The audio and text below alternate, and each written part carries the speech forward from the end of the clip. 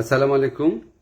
আমি আজকে প্রায় সারাদিন প্রথম ক্যান্টনমেন্টে, তারপরে বঙ্গভবনে ছিলাম।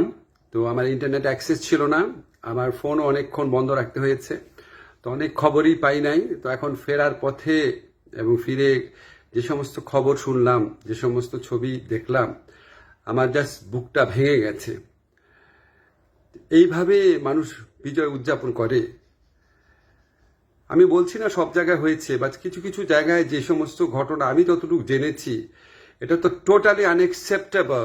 আপনার পলিটিক্যাল অপোনেন্টের উপর আপনার রাগ থাকতে পারে, আপনার পুলিশের উপর রাগ থাকতে পারে, এই জন্য এইভাবে নির্বিচার হামলা করা হবে?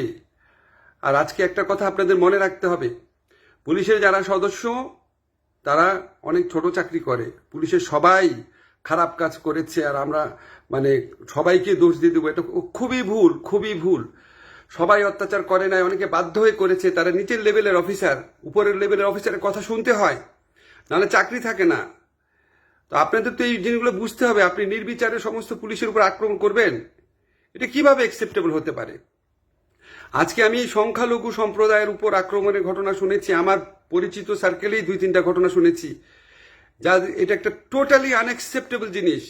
এটা হতে পারে না। এটা আপনি যে পশু শক্তির বিরুদ্ধে লড়ে আপনি বিজয় অর্জন করেছেন, আপনি যদি সেরকমই পশু শক্তি দেখান, তাহলে মানুষের কাছে তো এই বিজয়ের আবেদনটা ছোট হবে। আমাদের এই আন্দোলনে সকল ধর্মের, সকল সম্প্রদায়ের মানুষ ছিল। আমার নিজের ছাত্র ছিল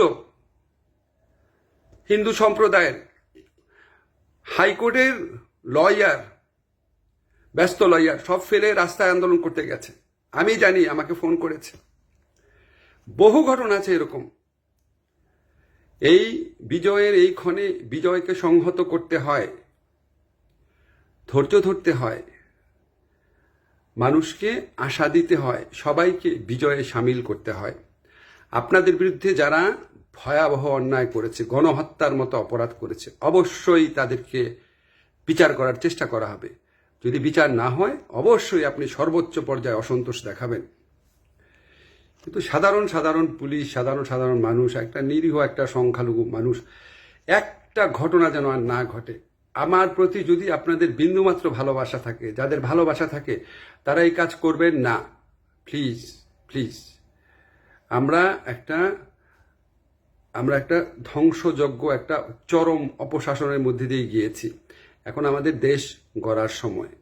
দেশ গড়ার সময়ে সবাইকে সাথে নিয়ে করতে হয়। আইনের মতো আইন চলবে, যার যা অন্যায় করেছে সেটার আমরা অবশ্যই বিচার চাবো। এটা নিশ্চিত করার জন্য আমরা আবার যতটা করা যায় করব, বা ধৈর্য ধরে অপেক্ষাও করব। যাই হোক, আমি শুধু আবেদন করব, প্লিজ এই ধ্বংসযজ্ঞ বন্ধ করেন, এই লুট বন্ধ করেন। এখন যা ভাঙছেন এগুলি শুধু আমাদের সব রাষ্ট্রীয় সম্পত্তি। আমার রাষ্ট্রের পুলিশ না থাকলে আপনি বাসায় থাকতে পারবেন? আপনি তাহলে আপনার পক্ষে সম্ভব এটা? পুলিশ বাহিনী রিফর্মের কথা বলেন। যারা পুলিশ, যে সমস্ত পুলিশের বিরুদ্ধে অন্যায়ের অভিযোগ আছে, বাণিজ্য করেছে, মানুষকে হত্যা করেছে, নিপীড়ন করেছে, অবশ্যই আপনি তাদের বিচার চাবেন। আপনারা সবাই ধৈর্য ধারণ করেন, প্লিজ প্লিজ। সবাই সবাইকে রক্ষা করার জন্য চেষ্টা করেন, বিজয়ের আনন্দে সবাইকে সামিল করার চেষ্টা করেন। যারা খারাপ শাসক থাকে, যারা খারাপ মানুষ থাকে, তারা মানুষের মধ্যে বিভেদ ছড়ায়, বিভ্রান্তি ছড়ায়। আমরা এটা অনেক বছর যাবৎ দেখছি। আর এই জাতি এটা নিতে পারবে না। আমরা সবাই মিলে একটা দেশ, সবাই মিলে একটা জাতি। আমরা এই দেশকে এখন শুধু ভালো দিকে নিয়ে যাওয়ার জন্য কি কি বুদ্ধি দরকার, কি কি কাজ দরকার, সেগুলি করব। অনেক বড় কথা বলে ফেললাম, আসলে মনটা খুব খারাপ দেখে বললাম। যদি আমার ভুল হয়ে থাকে ক্ষমা করবেন। যা বললাম একান্তই আমার ব্যক্তিগত মতামত। আপনাদের সবার কাছে দোয়া চাচ্ছি, ভালো থাকবেন।